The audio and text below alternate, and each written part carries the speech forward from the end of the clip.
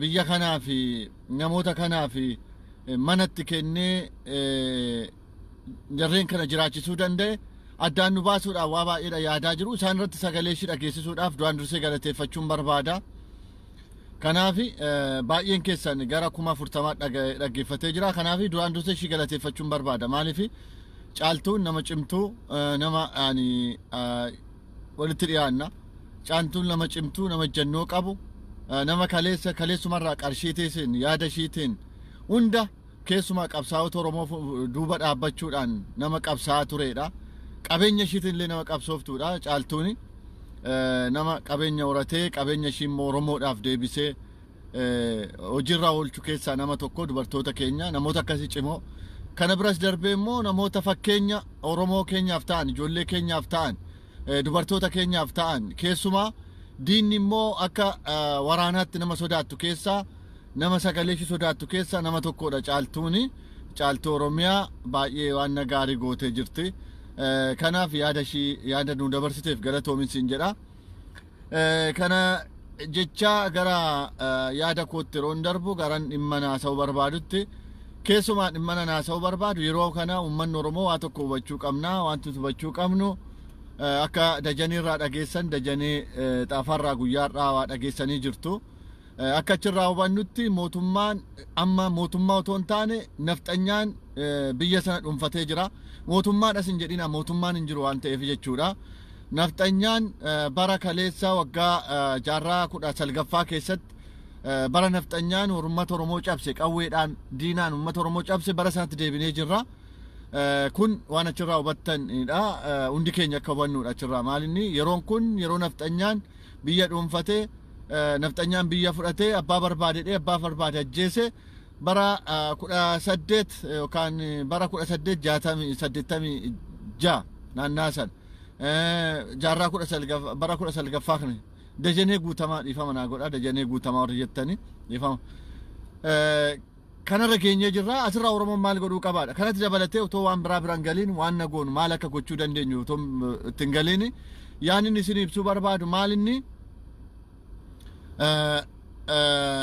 maalin yaanni isin ibsuu barbaadu ijoolleen keenya araba jiran keessumaa ijoolleen keenya araba jiran yeroo darbee du'a caalu wal qabatee hiriira ba'anii dubartoonni keenya hin beektu ijoolleen keenya gadadoo fi rakkoodhaan biyyaa ba'anii bira keessumaa darbanii maatiin keenya maatiin caalatti ijoolleen keenya biyya arabaa hojjetan ijoollee baadiyyaati. Ijoollee abbaan sangaatti gurguree lafatti gurguree ijoolleen koo waan dabarsiti jedhee biyya arabaa kanatti ergee guyyaa sana dhiifama guyyaa sana mormii godhaniin achumaa qabanii mana dhaatti oofanii turanii mana dhaa keessa turanii guyyaarraa jidduu kana keessa akka biyyatti dipoortii ta'an gochaa jiru. Kun akka Oromoo tokkootti baay'ee na gaddisiisa. Maaliif ijoolleen kun otoon beekiin gadda isaanitti dhaga'ameen otootti yaadiin qarshii isaaniillee uffata isaaniillee fotoon fudhateen gadda isaanitti dhaga'ameen hiriira ba'uu danda'ani. Sanaan dhaabatee sagalee irraa fuudhanii hin beektu toftaan nafxanyaa toftaan keessumaa bittoota Oromoo bitan yeroo hunda waan isaan Oromoo irratti godhan ni beektu. Sagalee isinirraa fudhatanii imbaasiin nafxanyaa biyya arabaa keessa jiru walitti qabee sagalee isin fudhatee mana dhaatti naqee qarshii isaa irraa qaban illee fudhatee kun amma dipoortii godhaa jira argitaa jirtu. Oromoon disconnectii na godhuudhaaf yaadaa jiru yaalina baay'iftanii amma kana yaalina. Hakii na gochuu yaadaa jirtu disconnectii na gochaa jirtu omaa yaalina. Sagaleen koo asirraa dhaga'amu uummata kana bu'aa buusa yoo ta'e caalatti fumna karaa barbaaden illee. Kanaaf walumaa galatti asirraa na buusuuf yaalaa jiru fanisiin jechaa jira. Yaada waan jidduutti galche asirraa na buusuudhaaf yaalaa jiru. Sagaleen kun kan dhaga'amne godhani kaleessa har'ammoo asirraa na buusuudhaaf yaalaa jiru. Haa ta'u malee walumaa galatti as dhaamsan ijoollee kana dhaamu qabsoo keessatti lubbuunis darbuun jira qabeenyi barbadaa'uun jira rakkachuun jira kun haaluma qabsoo waan ta'eef amma akkasitti dhaga'amuu qabu. Garuu wanti tokko waan isin hubachiisuu qabu biyya abbaa keessanitti galtu. Yeroo galtan garuu kanarra isin hidhee biyyatti dipoortii isin godhaa jiru nafxanyaadha. Nafxanyaa Oromiyaa keessa jiru baasuudha kanaan booda. Asirratti walitti murree waan jennu do or die jedha faranjiin. Do or die. Maaltu jira yookiin godhiiti du'i kan jedhu jira. Oo gochuu baate du'uu qabda kan jedhu. Do or die kan jedhutu jira. ani kanan jedhu Oromoon maal inni amma kanan jedhu do or die yoo ta'u hin taane do and die dhan jedha nam ajje godhanii du'u ani maalan yaada godhanii du'u yaada nam yookiin raawwadhu yookiin du'i kan jedhu oo tokko ta'uu baatte du'uu qabda isa jedhu sanatti ture arra garuu an Oromoodhaaf kan hin dabarsu ijoollee kana wal qabsiisee do and die godhiiti du'i jechuudha amma kun yoo gochuu baatte du'uu qabda jechuu ton taane amma nani kana jannoo fudhachuu qabnu gochuu fi du'uu qabna bakka akka Oromootti jechuudha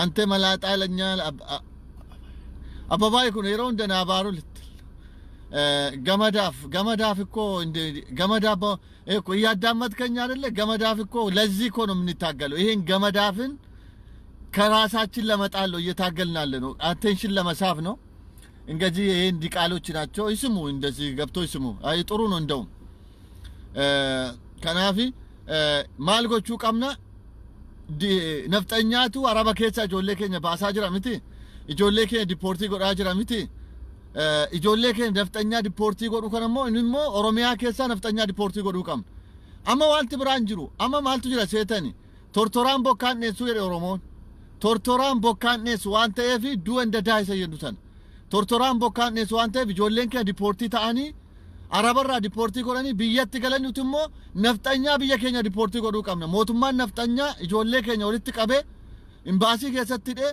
har'a dipoortii gochaa jira araba keessaa nuti immoo akka Oromootti maal gochuu qabna ijoolleen kun warri dhageessan warra araba keessaan baan biyya keenyatti galee kanaan booda faranjii do or die jetti miti nuti immoo do and die dha kan amma gochuu qabna gochine goonee du'uu qabna kanaan booda waan raawwannee du'uu qabna jiraachuu iyyuu miti amma kanaan booda kan nu barbaachisu ejjennoo kanaan duubatti nu fudhachuu qabnu goonee du'uu qofa wanti kana caalutti dhufu hin jiru biyya alaaf keessatti akkuma dajanee guutamaa irraas waa hubattan biyya mootummaadhaan jedhina mootummaan jiru hin jiru kanaan duubatti nafxanyaan biyya qabatee jaarraa 19ffaatti nu deebisee jira bara abbootii keenya haadhotii keenya harmaa fi harka muranii nurraa biyya fudhatanitti deebinee jira nafxanyaan ol deebi'ee ijaaramee jira kanaan booda wanti mootummaadhaan yennus hin jiru wanti waan yennus hin jiru kanaan booda akka Oromootti maalinni goonee du'uu qabna akkuma dura sinin jedhe jechuudha warri biyya laa jirru immoo waan godhamuudhaan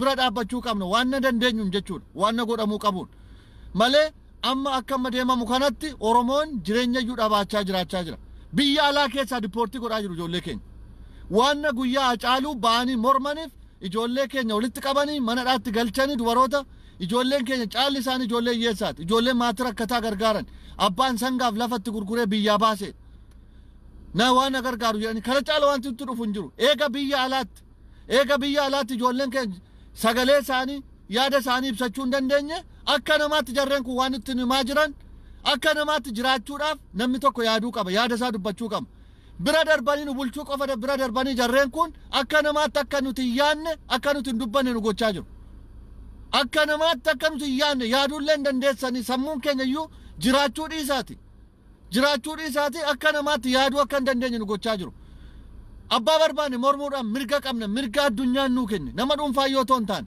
mirga addunyaan qabdu akka namaatti mirga biyya addunyaa kanaa qabdu nuti dhabaa jirra wanti nuti goonu kanaan booda duu enda daayidha biyya lafaa kanarratti jechuudha eega jiraachuu hin dandeenye balleessuun dirqama qabna jechuudha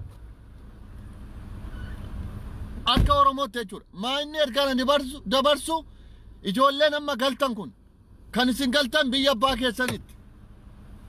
keessanitti galtu Oromiyaatti galtu yeroo Oromiyaatti galtan garuu biyya ormaatti kan isin baase nafxanyaadha waan ta'eef nafxanyaa buqqisuudha kaayyoon nuti qabnu kanuma kan biraan qabnu diqaalaa fi nafxanyaan nu fixaa jira diqaalaaf nafxanyaa waan nu balleessaa jiruuf diqaalaaf nafxanyaaf keessaa baasuun dirqama diqaalaa irraa kaana nafxanyaa biyya keessaa baafna nuti jireenya dhabne nuti duune diqaalaaf nafxanyaa irratti hin jiraattu kanaaf Oromoon kamiyyuu ejjennoo kan kana caala fudhachuu qabna maaltu itti dhufa kana caala ajjeefnee baduu qabna kanan siin jechuu dabarsuu barbaada waa'ee ijoollee sanaa wal qabatee jechuudha nama gaddisiisa akkaataa isaan walitti qabanii qarshii isaan qaban irraa guuranii kuno guyyaa har'aa biyyatti oofaa jiru kana caala Oromoo irra wanti ga'uudhaaf teenyu hin jiru akka Oromoo tokkotti ani wanti biyya alaatti jiraachuu eega hin dandeenye biyya keessa jiraachuu eega hin dandeenye kana caala nama biraa jireenya dhoowwuu qabna nuti seegan jiraanne kan biraa jireenya dhoowwuu qabna eegalan hin jiraanne namaaf jireenya hin yaadu ani.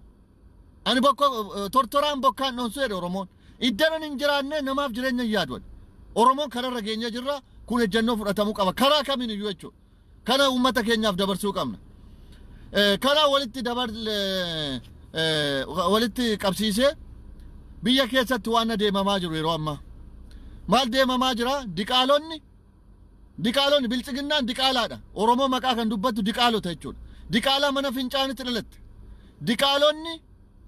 Diqaalonni yeroo ammaa uummata keenya walitti qabanii qabeenya badee fi kaasaa kaffalaa jedhanii uummata keenyarraa sabbatarraa qarshii ku'aa jiru. Uummanni Oromoo waan hubachuu qabdan jechuudha. Naftanyaa qabeenya keenya saamee qabeenya horate. Naftanyaa qabeenya keenyaan fooqii ijaarrate. Naftanyaa lafaa nu buqqisee qabeenya keenya saame. Naftanyaa yeroo nuti mana dhaatti dhumnu, yeroo nuti ajjeefamnu, naftanyaa suuqii futeela gurgurachaa ture. Naftanyaa du'a keenyaan nagadachaa ture.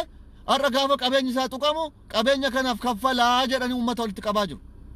Kun abadan hin ta'u. Kun ofumaaf iyyuu gaafa sana kun ofumatti seenaaf illee kun seenaa gaarii miti. Buqqa'uu biyya sanaa yoo ta'e Oromoon kaleessa miliyoona tokkotu buqqa'e Sumaalee keessa. 250 buqqa'e Beeshangul keessa. Oromoon kan buqqa'e jechuudha. 250 Beeshangul keessaa buqqa'e. Miliyoonni tokko Sumaalee keessaa buqqa'e. Qabeenyi isaanii hundi saamame jarreen kun. Kaasaa yoo ta'e kaleessa kaasaa kan kaffalu jechuudha. Har'a kaasaa har'aa qofa otoo hin taane kaasaa kaleessa abbootii keenya harkaan miila mulan gaafanna nuti dursinee. Kanarraa qofa iyyuu miti. Kaasaa kaleessa abbaa keenyaa fi akaakayyuuta keenya. Abaabayyuu keenya harkaan miila kudhan harma muran gaafachuu qabna jarreen kana. Kaasaa nuti isaanirraa qaba malee nuti kaasaa isaanirraa hin qaban. Kanaafi diqaalonni naftanyoonni amma bira dabartee kaasaa uummanni Oromoo akka kaffaluu gochaa jirti. Kana uummanni Oromoo irratti hojjechuu qabna. Jarreen kun biyya keenya irratti qabeenyi nuti gubneyyuu kan keenya yoo gubneyyuu qabeenya Oromooti gubne gaafa dhufte kaleessa naftanyaan qumxaa hidhattee dhufte. Peessaala baattee dhufte qabeenya tokko shabaxii hidhattee dhufte biyya keenya keessa. Kanaaf Oromoon kaasaa kaffalu hin jiru. Kanarratti Oromoon hojjechuu qabna. Peeni nuti kaffalluuf hin jiru. Amma wanta hojjetamaa jiru jarreen sana deebisanii ijaaruudhaaf uummata manatti ijaaree uummatatu deebisee ijaaree qabeenyi uummata abbade jedhanii propagandaan hojjetamaa jiru. Propagandaan salphaa miti. Uummanni keenya dirqamaan walitti qabamee keessumaa uummanni gara bahaa jiru. Shashamannee qabatee amma Arsii Baalee amma Harargeetti amma Jimmaatti uummanni keenya walitti qabaa jirti bilchiginnaan. Ilmaan naftanyaa jechuudha. Ilmaan naftanyaa fi diqaalonni mana shintibeetti dhalatte. Diqaalaan shintibeetitti dhalatte fincaan keenyaan ispaarmii badeen warra dhalatte jechuudha. Diqaalaan kana gochaa jirti. Kanaaf uummanni Oromoo hin goonu ammayyuu hin kaffallu wanti kaffallu hin jiru. Nuti qabeenyas hin qabnu nu miti kan gube waan kaffalluuf hin qabnu kanaan booda. Yoo kaasaa ta'e immoo Oromoon har'ayyuu rakkataa jira uummanni Oromoo. Sanaaf uummanni biyyi sun mootummaan sun jalqaba nuuf haa kaffalu. Kaasaa uummata keenyaaf haa kaffalu. Kanaaf Oromoon asirratti hojjechuu qabna. Jabaadhaa kana sagalee keessan dabarsaa. Kana wal qabatee ajandaan sadaffaa isinitti himu maal seetani amma lola keessa jirra qabsoo keessa jirra. Qabsoon nuti ammarra jirru kaleessa yeroo ji'a 4 moo ji'a 5 dura jireera. Qabsoo bara naftanyaa durii kompeerii godhee jechuudha. Qabsoo bara wayyaanee bara dargii dabalatee jechuudha. Bara dargii bara wayyaanee Haayilasillaasee irraa milikii irraa kaasee dhufee jechuudha. Qabsoon Oromoon taasise fi qabsoon amma nuti taasifnu garaagara maaltu godhaa jedhetan dubbachaa ture. Qabsoon amma nuti taasisaa jirru adda kan godhu qabsoo afaan keenya dubbatu diqaalaa nu keessaa guddate maqaa keenyaan nagadu nu balleessutu nu keessaa ka'ee jira. Kan diinni ammaa nutti dhufe kun diina bara Haayilasillaasee caala bara Minilik caala nu balleessuudhaaf kan qophaa'ee jechuudha. Kana jechuun maal jechuun barbaada? Qabsoo nuti amma goonu qabsoo cimaa qabsoo ejjennoo guddaa aarsaa nu kaffalchiisuudha kan gochuu qabnu. Kan nurraa eegamu sanuma waan ta'eef jechuudha. Qabsoon amma nuti qabsoo jiraachuu hin dandeenyedha. Qabsoo waan qabaanne dhabaa jirrudha. Qabsoo eenyummaan keenya waggaa 50 qabsoofne arganne guyyaa tokkotti bishaan nyaate. Oromummaan badaa jiru Oromiyaan badaa jirtudha.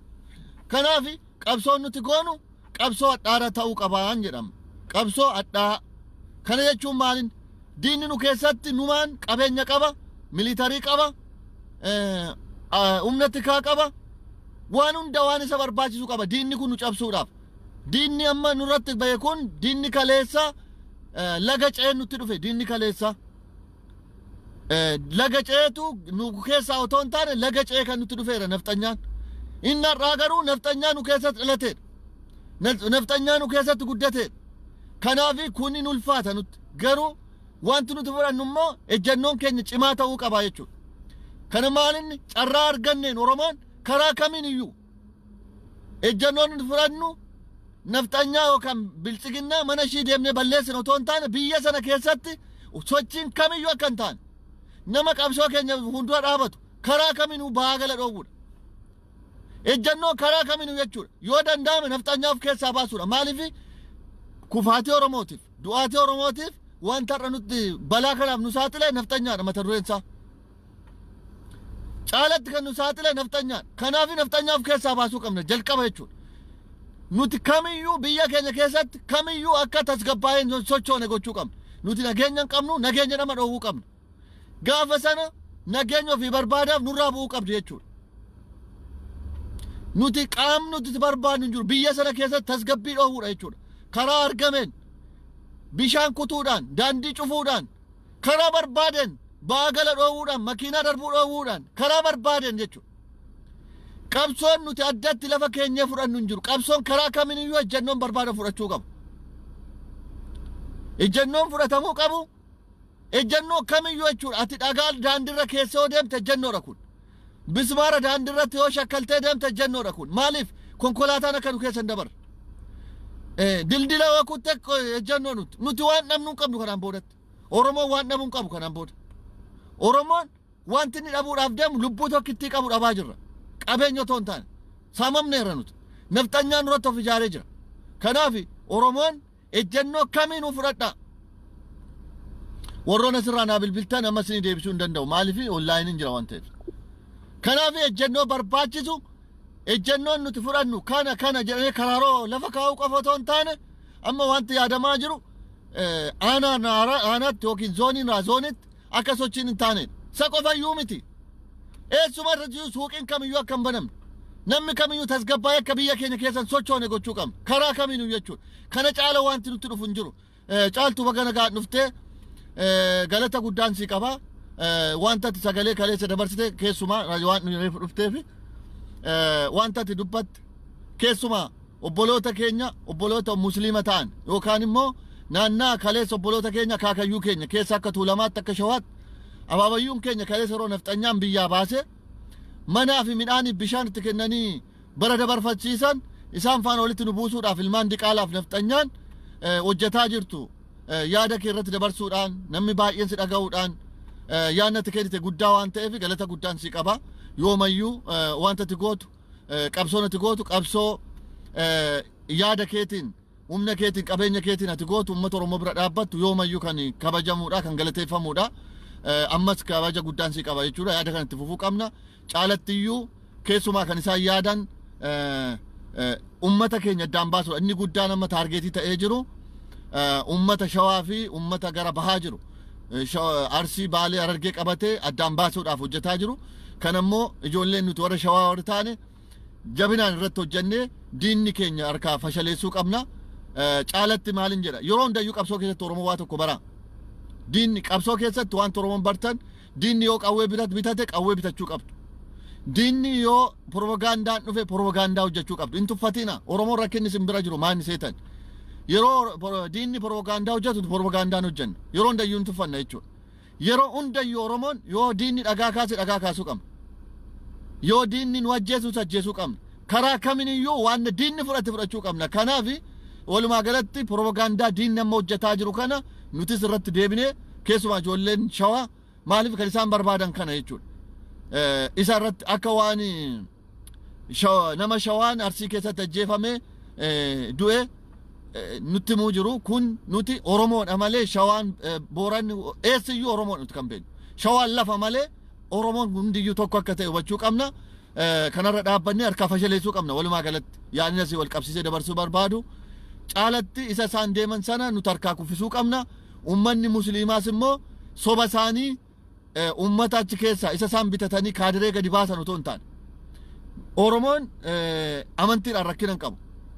Nuti amantii walitti buunee hin beeknu. Oromoon Oromummaan malee amantiidhaan kan kaan waaqeffataadhaa kaan amantii walitti bu'ees hin beeku walitti bu'uufis hin jiru. Kan ammoo obboloota keessaan isin faana jiraatan gadi baaftanii akka isaan jala fashaleessitan gochuu qabna. Isinis karaa warri musliimaa irratti hojjedhaa. Rakkinni illee jiraate soolvii gochuu qabna. Kanaaf jabaadhaa irratti hojjechaa isin jechuun barbaade walumaa galatti namoonni asirraa dhaggeeffattan qabsoo nuti itti adeemaa jirru qabsoo salphaa miti. Har'a Dajanee irraa akka dhagaa jirtan dursanii baraa turree jedhanii idda caalatti kan taargeetii ta'aa ture lama amma namni keessaa natti mee jira lamatu taargeetii ta'aa jiru. Tokko yookaan Jawaar ajjeesu maaliif uummanni Oromoo akka duubatti hin deemne baraniiru. Uummata kan akka ilaalcha nafxanyaa kanaan booda hin fudhanne baraniiru. Kana waan baraniif kana duubatti deebisuudhaaf keessumaa filannoo wal qabsiisanii adeemsa amma jiru kana laga nunceessu waan ta'eef kana wal qabsiisanii ejjannoon nuti fudhannu maaliin uummata kana duubatti deebisuu dandeenya kan jedhu irratti yaadaa turanii adda dureedhaan yoo dandeenya Jawaar ajjeesuu qabna jedhanii Jawaar ajjeesuudhaaf yaadanii sana ta'uu baannaan namoota Jawaarii wal gitan namoota sagalee uummata Oromoo qaban taargeetii goonee ajjeesuu qabna kan jedhuudhaan fudhatanii akka carraa kan ejjannoo irratti fudhatame obboleessa keenya Caaluudha. Kun irratti fudhatame kun kan fudhatameef Caaluun waan addaa godhee otoo hin taane taargeetiin uummata Oromoo duubatti deebisuudha kan barbaadame. Jawaar fa'aa hidhuudha OMN cufuudha wanti barbaadame waan adda godhaa jiran kana taargeetiidha jechuudha. Kun qabsoodha jechuudha. Diina jechuudha. Diinni qawwee qofa yeroo dirree lolatti tokko isin ilaalin Oromoon keenya wanti ilaaltanii qabsoo qawwee tokko san miti qabsoon tooftaa adda addaatiin qabsoo irra jira jechuudha. Jarreen kun nu balleessuuf qabsaa'aa jiru jechuudha. Iddasii booda waan ta'e argaa jiru akkuma Dajanee irraa dhagaa jirtan nafxanyaan kaleessa yaadaa jiru har'a wal waamee wal ijaaree biyya sana dhuunfatee jira. Nuti amma qabsoon nuti goonu nafxanyaa ofirraa kaasuudha. Mootummaan hin jiru mootummaa abiyyi goo jettu abiyyi miti mootummaa nafxanyaa ofirraa kaasuudha. Abiyyi nafxanyaadha nafxanyaa walumaa kaasitti ofirraa kaasuudha. Abiyyi achi keessa jira waan ta'eef nuti addatti Abiyyi Ahmad namicha tokko miti kan nurratti dhiibbaa godhaa jiru. Oromoo waan hubachuu qabdan nama tokkicha nama dhuunfaa miti kan godhaa jiru. Nafxanyaa hundumaa ilaalcha nafxanyaa fi nafxanyoota kan kana gochaa jiru diqaalota. Kanarraa ammoo nuti uummanni Oromoo kamiyyuu Abiyyi ani Taakkalee Uumaas Abiyyi irraa adda mitanaaf. Taayyee Dandaas Abiyyi irraa miti. Adaanach Abeebees miti. Xaayibaanis lammaan har'a sagaleessaa cufamee jiru achi keessaa bahuu qaban. Dhuguma dubbachuudhaaf jechuudha. Nuti garaagarummaan qaban hundiyyuu hojii tokkoo fi karoora tokkoof deemu waan ta'eef. Abiyyi mastigoo miti nafxanyaa fi diqaalaa mastigoo jechuu qabna walitti dabalde. Hundiyyuu deemuu qabdi nurraa. Maaliif Abiyyi tokko qofa miti kaayyoo tokkoof deemu waan ta'eef nuti nama dhuunfaa miti rakkoon keenya. Sirna nafxanyaa irratti ijaaramuudha. Nuti mootummaa miti rakkina kan qabu jechuudha. Kanaaf kan ofirraa buusuu qabna qabsoo nuti itti adeemnu amma warroonni asirraa dhagaa jirtan. Qabsoo salphaa akka hin taane hubadhaa Oromoon. Qabsoo do and die amma kan itti adeemaa jirru do and die. Do and die jechuun maal jechuudha kaleessa do or die ture. Dhaadannoon jiru.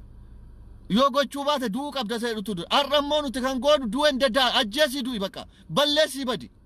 Kana qofa kan nurraa fudhatu kana caala wanti goonu hin jiru tasgabbii dhoowwuudha. Nageenya barbaannu hin jiru nageenya nurratti dhufe hin jiru nuti nageenya dhabnee nafxanyaa irratti deebinee hin bullu. Hin banna malee karaa kamiin iyyoo allaansi nu faana dhaabbatu faana ni dhaabanna nuti. Karaa barbaaden qawwees ni qabanna dhoksaan qabu. Asirratti waan simtu barbaadu. Qawwees yoo ta'e nuti albees aaduus qawwees karaa kamiin iyyuu ni qabanna boombiis kanaan booda. Kana caala wanti itti dhufu hin jiru. Oromoon hin sodaatina. Nuti qawween nu ajjeesaa eenyummaa keenya balleessaa nuti nageenyi levelii qabu darbeetu jira levelii nuti itti tasgabboom. Karaa kamiin iyyuu aaduu argattu aaduu waraanii du'i. Qawwee argattu qawweedhaan ajjeesii du'i. Karaa kamiin iyyuu qawwee soo argattan of jala galchuudhaaf yaala. Abbaa barbaaderraa fudhadhaa. Wayyaaneen oonuu kennite fudhadhaa wayyaaneerraas. Karaa kamiin iyyuu fudhadhaa eenyuyyuu oonuu kenni. Karaa kamiin iyyuu bitadhaa qawwee barbaachisaa ta'e kana caala wanti itti dhufu hin jiru. Kaleessa sirna abbootii keenya harkaan miila murarra geenyee jirra. Har'a harkaan miila nu muraniiru jiru. Morma kutanii nutti agarsiisaniiru. Do and die no har'a guyyaan irra jirru. Godhiitii du'i balleessitii badi kanarra geenyee jirra. Kanaaf akka Oromootti qabsoo nuti fudhannu kana karaa kaminiyyuu ejjennoon eessumarrattiyyuu tasgabbii dhoowwudha. Nama miliyoona 40 yookaan 50 hanga 60 yoo ta'e inni hidhamna biyya lafaa kanarra. Nuti biyya namaa deemne miti. Nuti Gojjam, Gondar, Sumaalee, Tigraay hin deemne nuti. Yookaan Sidaama hin deemne nuti. Nuti biyya keenya irrattidha kanarra miidhamaa jiru. Oromoota ajjeefamaa jira. Oromoo dhumaa jira. Isaan dubbatanii miti. Karaa kaminiyyuu nafxanyaan nu keessa akka hin jiraanne gochuu qabna. Nutis biyya namaa keessaa ni baane, biyya keenya keessaa ni baafna. Diina baafna waan ta'eef jechuudha. Wal fuunee maal taane waliin jiraanneen hin jiru. Sumaalee caala Oromoon wal fuudhe hin jiru. Ilmaan kushiiti. Kaleessa Sumaaleen biyya keessaa nu baafte. Wanti nuti irra siyaasni nuti maal seetani? Namni lola dhaqe tokko nama lubbuu namaaf yaaduun qabati lola hoo deemte. Lubbuu balleessuuf deemte jalqaba waan ta'e balleessuu qabda waan ta'eef jechuudha. Akkuma Oromootti lola keessa jirra waan ta'e wanti duubatti deebinuuf hin jiru. Wanti immoo addaan filannu hin jiru.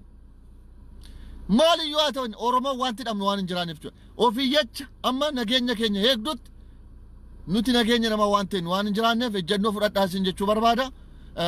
Walumaa galatti aallammatti adeemamaa jiru Oromoo gandaa fi naannoodhaan amantii walitti buusuudhaaf deemaa jira. Kun fashalaa'uu qaba. Caalatti immoo warra kolkollee dhiisa. Kolkollee asirraa bitattee nama keenya waa'ee fayyisaa minaamin dhiisa waa'ee kana.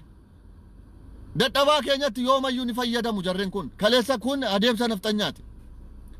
Yoo waa hubate ta'e abbaan waa hubata. Yoo nu banne ta'e nu banne. Maal asiin jessiite?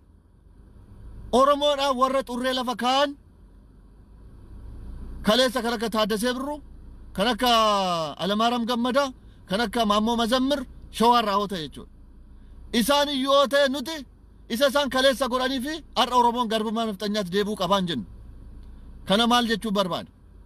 Fayyisaan kaleessa Riyoo irratti fiigee harka isaa ol qabe Oromoo dhageessiseedhaaf jecha Fayyisaa har'a nafxanyaa ala galagalee nafxanyaa harka nu mursiisu faana dhaabbatu bira dhaabadhu. Dogoggora isaatiin jechuudha. Nuti namni malaakaa miti nuti. Nama malaakaa jenneen fudhanne nuti. Jawaari yoo ta'e hin qeeqne nuti. Baqqalee yoo ta'e ni qeeqne nuti. Fayyisaan immoo haa ta'u kaleessa Fayyisaan har'a qubatti qabu waa tokkoon utoon biran darbe. Maqaa isaanii ni beennaa jedha. Maqaa isaanii faana beenna maal takka godhaa turani. Maqaan kan addaan bahu uummata musliimaati. Kan biraan jiru maqaan.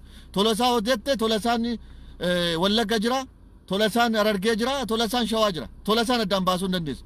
Maqaan musliimaa jechuu barbaade. Dhugaa sitti haasa'u Riyoolitti uummanni kaleessa achi kaasee si fide harki 80 uummata musliimaati. Dhugaa walitti himna waan ta'eef. Faakti no. Faaktiin isitti hima. Uummanni keessumaa gargaarsaan OMN dhaabuudhaan illee haa ta'u qarshii isaatiin uummanni nama musliimaa Oromoo keessaa bira dhaabbate hin jiru. Faaktiidhaan isitti hima. Qabeenya isaatiin kaleessa si jiraachisuudhaan achii si fiduudhaan Meksikoo keessaa baasee si galchuudhaan namni nama musliimaa si bira dhaabbate hin jiru. Dhugaa walitti haasofna hoo ta'e jechuudha. Keessumaa qabeenya isaa baasuudhaan qabsoo Oromoo kana bira dhaabbachuudhaan mi'a ilaallu mee walgahuma baanuu irratti haa ilaallu. Uummata kamtu caalarra ba'a? Mee uummata kamtu irra hirmaata? Wal dhugaa irra dhaabannee haasofna. Ani uummata musliimaa gammachiisuuf miti kan kana haasa'u.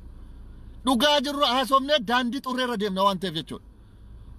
Oromoodhaaf, Oromummaadhaaf qabsaa ture uummanni kun. Har'ayyuu qabsaa jira.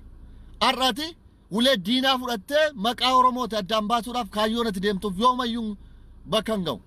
Dogoggora kee yoo ta'e barumsa hin baranne yoo ta'e baradhu. Oma waan wal sodaannu hin qabnu. Ati fiigdee jechuun ani waan addaa ta'e isin fudhadhu. Ati fiitee waa tokko successful. Warri kaan immoo Oromoo keessaa kumaatamaan kan successii ta'e jira. It's one part of your life. Sigale one part of your life. Successii fiigdee taate jechuun part of your life. Life kee keessa waan hunda jechuu miti kun. Fiigichi immoo dhuguma dubbachuudhaaf qabsoos yuu miti. Amma irraatti warri fiigan yeroo jalqabaaf waan ati goote gaariidha. Seenaa Oromoo keessatti wanti hin dagachuu hin qabne. Seenaa ati goote yeroo jalqabaaf Oromoon fiige alaabaa nafxanyaa baateeti fiiga. Kun nu gaddisiisaa ture. Yeroo jalqabaatiif maqaa Oromoo filma Oromoo taatee sagalee Oromoo dhageessuudhaaf kabaja guddaa sii qabna. Kabaja kana immoo kan hin baanne situ kabaja kana kuffisaa jira. Kabaja kana kan kuffisaa jiru si nu miti. Ummata musliimaa miti yookaan ummata Wallagga Shawaa dhalatee miti. Situ kuffisaa jira. Kabaja abbaan ofitti ofitti hin baatu yoo ta'e of jala kuffisa yoo ta'e wanti goonu qabna. Ati immoo hin hubanne siyaasa hin hubanne yoo ta'e rakkinni siyaasaa siyaasa hojii dhaqii baradhu namarraa hubadhu. Yagiddi mana barumsaa deemuu hin qabdu. Namni waa hubata waa xinxala waan haasa'u ilaala. Waa baay'ee siyaasa baay'ee sitti muudhaafan. Parsanaalis itti himan. Dandeettiin siyaasaa siyaasa baay'ee dandeettii siyaasa kun dirqama miti siyaasa baruun. Bakka yeroo faana foorkastiin siyaasa. Tooftaan siyaasaa siyaasa. Har'a wayyaanee atiyyattu wayyaanee koo si caala beenna diinna ta'u. Asitti ni dhabne wayyaanee koo hidhamnee baanee jirra nuti. Si qofa miti har'a. Wayyaanee koo nama hidhame keessaa nama tokko wayyaanee keessatti. Amma tokko guyyaa lama illee haa taatu mana dhaatti. Si galee kanaaf hundi keenya waan addaa gootee wayyaaneen qofa si qofa qammasiifte hin ta'in. Wayyaanee jalaayyuu kan baate dhiiga ijoollee Oromootiin. Hundi keenya jechuun waan addaa asirratti hin goone wayyaaneen. Hunda keenya irratti goote. Kanaaf diin addaa gootanii wanti nuti himtaniif hin jiru wayyaanee nu beenna maal nutis akkuma keessan sammuu qabna. Tooftaaf immoo wayyaanee miti seexana faanayyuu walii galla yeroo barbaachisaa ta'etti. Uummata Oromoo ni fayyada yoo ta'e nama dhiisi seexana faanayyuu walii galla. Kana nutti himta waan ta'eef jechuudha. Kanaaf dogoggora mataa keetii kaasi kana wal qabatee kaayyoon immoo sin deemtaniif gonkumaan ta'u. Seenaa walitti himna yoo ta'e kaleessa kan Oromoo biyyaa baase lafa maalii fudhatee lafa tuulamaa fudhannee yoo fudhanne maal ta'an lafa tuulamaa koo isin lafa Arsii Baalee keessa kan jiraataniif akaakayyuun keenya tuulamarraa naftanyaa waan nu kaaseef isa yaada isa silaala har'a sitti dhaadattanii miti lafa sin har'a deebitanii duubattanillee caalatti dhugaa haasa'uudhaaf uummata musliimaatitti dhume oo kaalkulee isaa babuufna yoo ta'e waa baay'ee buusuu dandeenya waan beekne sitti fakkaatin awwadaay keessatti ijoollee meeqa dhume Oromiyaa caala hundarrayyuu paarsantiin olaanaa awwadaay keessaa kan du'an paarsantii daataa qabna waan ta'eef jechuudha ijoolleen guyyaa irraa xiyyiitii baatanii deeman ijoollee awwadaay jarreen kun mee musliima jarreen kun koo muutu tuulama miti isaa koo awwadaay nurraa fudhatame jedhanii miti Finfinneerraa nafxanyaa fi Tigiree lafa nurraa fudhataniiti kan dhuman maali kaayyoo dagattanii ofii keessanii kaayyoo gattanii nama biraatti quban qabina akka tirra jiraattuudhaan malee bixxaashii sin har'a lafa argattaniif miti awwadaay keessatti kan ijoolleen dhumte bixxaashii sin har'a hoo fudhanne maal taataniif miti bixxaashii sin hoo fudhanne maal qabaa jechuu miti kaleessa maani ofirraan dhoowwine kaleessa har'ayyuu nafxanyaa tudduu keessa nu kaa'ee nu baasaa jira warra shawaa nafxanyaa nu buqqisaa jira Arsii kamtu dhufee Finfinneetti qubataa jira Baalee kamtu Finfinneetti qubataa jira Boorana kamtu dhufee Finfinneetti qubataa jira nafxanyaa miti kan qubataa jiru Arsii kamtu teela qaba Finfinneerra Arsii kamtu ijoollee keenya Baalee kamtu ijoollee keenya sarraatanyaa godhaa jira Finfinnee keessatti waan hin beekne walitti himnu Arsii kamtu ijoollee keenya jabanyaa godhachaa jira Finfinnee keessatti Arsiin nuu jecha du'e Baaleen nuu jecha du'e malee Arsiin isa akkasii yaaddanii kana miti sababa keenya sababa nuti nafxanyaan biyyaa nu kaaseedhaan du'aa jiru isaaniyyuu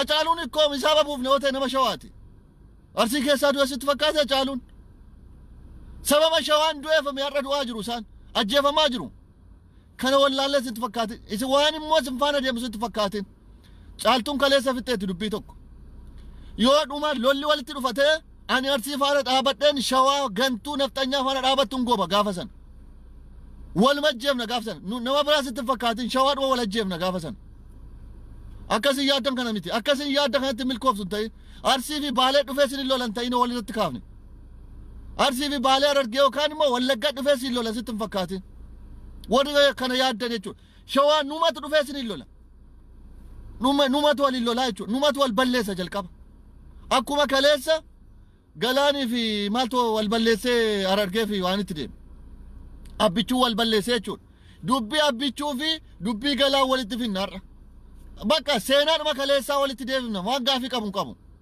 dubbii abbichuuf Galaanii walitti finna sanuma wanti dhufu hin jiru kaleessas nafxanyaan abbichuuf Galaan wal ficcisiiseeti miti kan har'a lafa fudhatan nutis immoo har'as dubbuu asirra deemaa jira anis immoo har'a wajjuma dhaabadhee jarreen isa qubatti qabdan kana bira dhaabadheen sin lola kanuma qabadha indirraanfatina kanaafi nuti biyyarraa kan nu buqqise shawaa kan dhaale lafa nurraa kan fudhate baalee arsii miti. Arsiin isin baalee fi Harargee qubatti qabdan kun Finfinnee dhufee hin beeku. Argee iyyuu hin beeku kun. Arganii iyyuu hin beekani. Ifa walitti himna waan ta'eef jechuudha. Kan biyya nurraa fudhate nafxanyaadha. Nafxanyaa isin wajjin hin dhaabattan kan. Nafxanyaa isin Itoophiyaa waliin ijaartan sana. Nafxanyaa kaleessa sababni mikko arsii fi baaleen harki murame iyyuu sababa shawaatiifin. Mee walitti himna waan ta'eef jechuudha. Mee dhugaarra dhaabannee haasofna. Otoo abbichuu fi galaan wal fixuu baatee arsii fi baaleen harki hin cituu ture. Sababni arsiin harki fi miilli cite harmi murameef iyyuu sababa shawaatiifi. Faaktii walitti haasa'uu qabna. Sababa goobanaan namoota isaan kan ficcisiisu Oromoo shawaa ficcisiiseefi. Wal beenname. Jalqaba koo eessarraa kakaan beekna. Seenaa kana iyyuu waan beektan hin beeku. Jalqaba milli keenyu fixe. Warra ejeree cangare ejeree irraa ajjeese. Warra achi dhaqee warra shawaa warra tuulama Finfinnee irraa fixe. Iddasii gara shawaatti deema. Gara arsii fi baaleetti adeema. Yeroo hundayyuu maal jedha Oromoon? Sababni malkaa dhagaa kolba galaafataa jedha Oromoon. Yeroo hunda yeroo malkaa dhagaa walloole kolbi lola rarraqee dhuma. Sababni koo arsii fi baaleen dhumaniif iyyuu sababa shawaan kaleessa iddoo lamatti wal kute nafxanyaadhaaf inni tokko nafxanyaa bitame inni tokko nafxanyaa lolee dhumeef. Sababa keenya irrattidha kan isaan wal fixan dhuman. Kan diina nutti galchayyuu shawaadha kaleessa.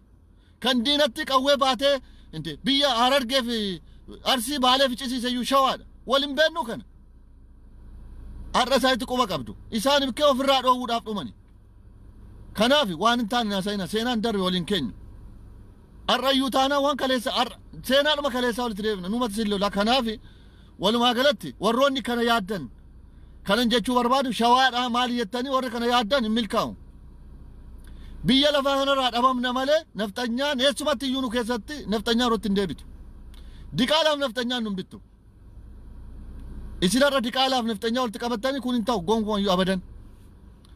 Kanaaf yaadina gaafa isin qubatti qabdan gaafa isaanitti quba qabdan isaan afaan dhaabannee duuna nuti. Warri dhugaadhaaf dhaabannu. Warri bittaashii lafaaf hin deemne. Warri aangoof hin deemne. Warri kaleessa otoo hin taane har'a shawummaan keenyatti mul'ate. Gaafa du'aa otoo hin taane gaafa fudhannaa warri shawaan nutti fudhatu miti nuti. Nuti warra bittaashii lafaatiin Oromummaa jijjiirru miti obboleessa keenya gannu miti. Nuti warra immaanaa obboleessa keenya immaanaa qeerroo nyaannu miti bittaashii lafaatiin. Oo barbaachisaa ta'e shawaan habaddu oo barbaachisaa ta'e dhiiga ijoollee Oromoo keenyaan hin caaltu. Sigalee kana walitti deemnaa walumaa galatti Oromoon qabsoon irra jirru salphaa miti. Oromoon bakka jirtanii iddoo hundatti of ijaaraa. Aalammatti deemnu salphaa miti Oromoo ufoodhaa of hin dagatiina. Maaliifi umni amma jiru kun umna meeshaa qabu, umna qabeenya qabu, umma miidiyaa qabu Oromoo karaa kamiyyuu lafarraa balleessuu waan yaadaniif amma akkuma isinii kaase deebiseen sitti himaa do and die hojjechuu qabna. Do and die. Goonee du'uu qabna. Kamiyyuu duubatti hin jedhina. Kutuunis ajjeesuunis duubatti balleessuunis duubatti hin jedhina. Nu biyyi nuuf hin taane namaaf hin taatu. Nuti maal seete foon ofi hin nyaannan sareerraan dhoowwan. Biyya Oromoof hin taane biyya nuti ijaarru hin jiru. Jaalatanii otoo hin taane dirqamanii biyya keenya irratti nu kabajuu qaba eenyumti iyyuu haa ta'u. Kanaaf jabaadhaa kanuma isin jechuu barbaada. Galatoomaa warroonni sheerii gootanii hin sodaatina ni moona diinaa fi harkan kennina caalatti otoo asirraan bu'in ijoollee warra musliimaas baa hojjedhaa muslima taatanii muslima jechuun Oromoodha hundiyyuu isaan kan barbaadan amantii wal qabsiisuu shawaata ajjeefame jechuu qabu nuti immoo propagaandaadhaan dhufe qawwee yoo qabate qawwee qaban nama nu miidhu waanuma nu miidhu miina nama nu waraane nan waraanani ani yoomayyuu taanaan waan nama nan jaalanne hin jaaladhu biyyuma lafaa kanarratti iyyuu yoomayyuu jecha karaa kamiyyuu Oromoon ni cimna karaa kamiyyuu Oromoon oomayyuutu ejjan isitti meera kun yeroo barattan cimaa jedheera waggaa lama dammiidha kanatti bahe yeroo loltan cimaa yeroo nyaattan cimaa yeroo ajjeeftan ajjeesaa deema waraantan hin deemina yeroo ajjeeftan ajjeesaa deema waraantan hin deemina maaliif diinni sitti kaati waan taateef yeroo waan nagootan irratti godha in sodaatina yoomayyuu sodaannee hin beenu nuti otoo sodaannee nafxanyaa nama kana yoona nafxanyootti fincaa'aa turte otoo sodaannee wayyaanee biyya ishiitti hin galchinu yoomayyuu abbootiin keenya lolaa turan nutis lolaa jirra uma lolla borus ijoolleen keenya du lolti borus eenyumayyuu hin sodaanne. Inni ajjeefna, ni duuna, ni balleessina yoomayyuu eenyumayyuu hin sodaanne. Kana fudhadhaa. Jabaadhaa, wal bira dhaabadhaa, ejjennoo cimaa fudhadhaa. Kana siin jedhaa nagaan naa oola.